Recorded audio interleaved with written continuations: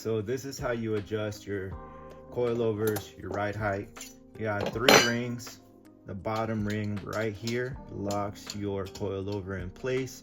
You got the top 2 rings that also work to adjust your preload and move the coilover up and down. So first you're gonna break the bottom ring loose, and then you can do your adjustment. So these are supposed to be maxed out. I had maxed them out before and didn't get as low as I wanted, so I ended up adding preload to my spring. So out of the box they come preloaded, and on top of that, since I maxed them out, I added another 5 mil of preload so I could fit the spanner wrench in there. These springs, they're not anything crazy. They're Swift springs, 12K. The ride is still somewhat comfortable. It's not crazy bouncy or anything like that, so it's still it's not that bad. So I don't want to add any more preload, because the more preload you add, the bouncier the suspension is gonna be. So this is basically maxed on the preload. I do not want to add more, so I'm gonna try to, I think I have about 2 full turns left. I'm probably gonna go with like 1.5, because last time it was actually rubbing and I had to raise it a little bit. But since I removed my 3 mil spacer, now that I have more room here in the fender, I'm gonna try to lower it a little bit more. So what I end up doing is I'll mark with a piece of tape like one of the spots on the coilover. That way I know how many full turns I got. So I'll have the piece of tape right here, and when I'm spinning it, when I see that one come around, then I know there's one full turn. So break this bottom one loose first. All right, so now what you're gonna do is, if you wanna lower the car, you're gonna move the top ring. You're gonna use the top ring and turn it down. If you wanna raise it, you would end up using this bottom ring. The middle ring, you'd turn that upwards. So these two are locked in place. When you lock in your preload, you spin these 2 towards each other, and that's what locks it in place. So let's see how many spins I can get on it. If my piece of tape is there. Let's see. Coilover is, I believe going down is this one.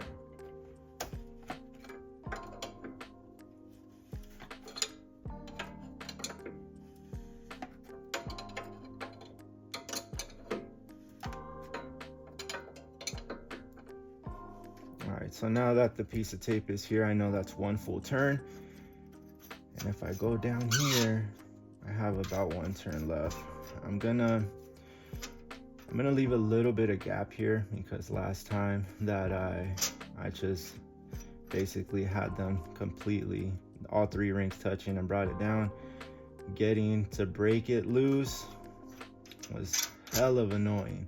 So I definitely want to leave like a tiny gap so I don't have to go through that shit again. So I'm gonna go with 1.5 turns. So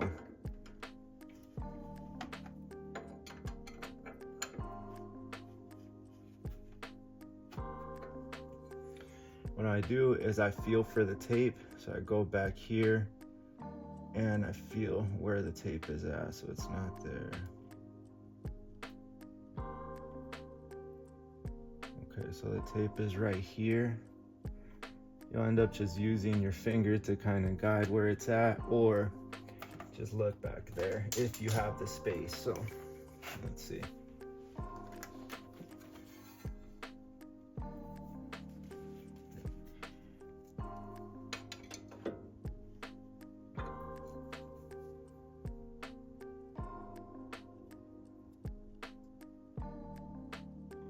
Okay, that feels about, it's right in the middle on the back side.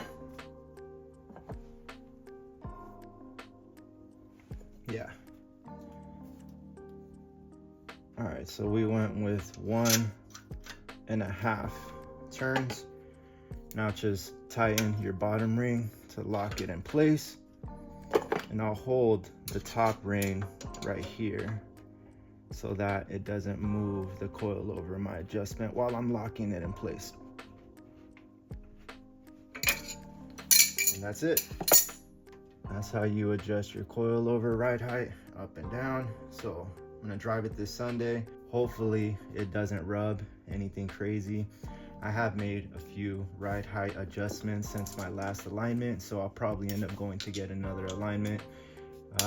The homie over at Pet Boys, he does my alignments. I got a lifetime alignment there, and I think he's probably aligned the car like 10 or 12 times in the last like 2.5 years. Yeah, hopefully this shit works out and I don't do anything crazy.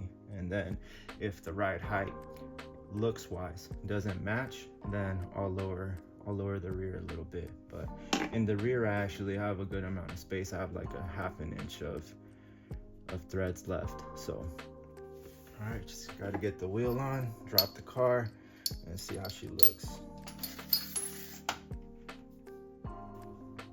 So if you want to adjust your preload, if your coilovers are maxed out and you're trying to make them stiffer, or if you simply want to, if your ride feels a little too bouncy and you want to go and add some preload, it's the same scenario. I use a piece of tape to mark exactly where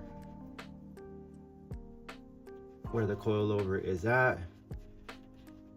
And what you're gonna do is break these 2 rings loose. Once you get these 2 rings loose, moving, so this one will be completely loose down here, and you're gonna turn this upwards, and that's gonna compress your spring, which is adding preload. So first, just break this one loose.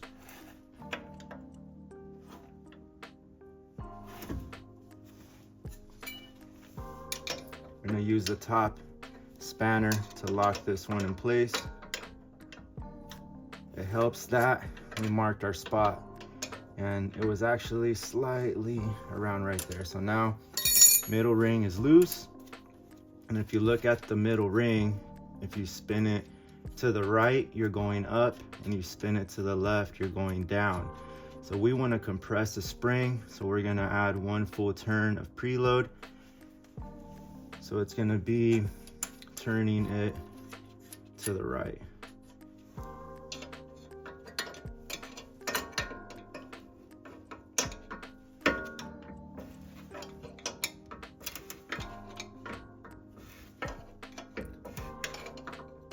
Doing 1 full turn is honestly, it's like not that much at all, but when it comes to preload, even a couple millimeters is gonna make a difference, especially when I already added 5 mil to begin with. This is probably another 2, so now we're gonna be at 7 mil of preload on top of whatever they came with from the factory. So now that I adjusted the preload, I did 1 full turn, now you can lock the top 2 rings in place. So this one's spinning up,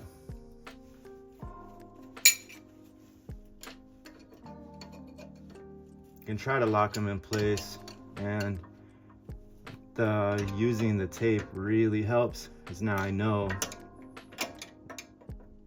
exactly where it's at, so I can tighten this bottom ring up. What you're doing is you're just basically turning these 2 towards each other, and that's what locks it in place.